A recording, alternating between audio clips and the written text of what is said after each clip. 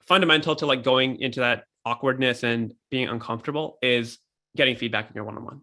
And so the idea is not just to, I think some people have this assumption that it's like, it should be difficult conversation, which is like, here's what you could do better. And they brace themselves for negative feedback.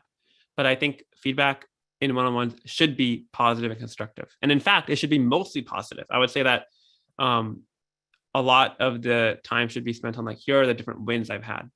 And that's actually really helpful because then your manager can then advocate for you in calibration or however your company might be doing performance review.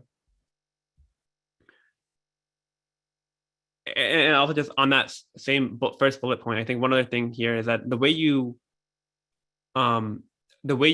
solicit feedback is really important here. So just instead of just saying, oh, do you have any feedback for me? That's like so open-ended. And the easy answer is no.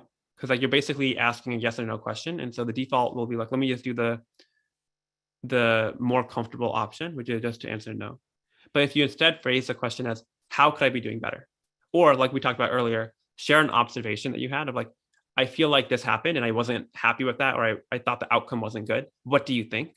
Then it forces your manager or whoever you're having a one-on-one with to really go deeper and think a little bit more about how to answer that question. So I feel like that kind of phrasing is really critical. The words matter a lot. And then the one-on-one is also, especially with your manager, is the primary time to make sure that you're learning and growing. And this is where having that running one-on-one note stock is really critical, because you can basically look back at the past 1 week, 1 month, 1 quarter, and say, hey, here are the things that we talked about, action items I need to improve on or things I could change. And you can figure out how you're trending. And so, again, we talked about this in the promo session.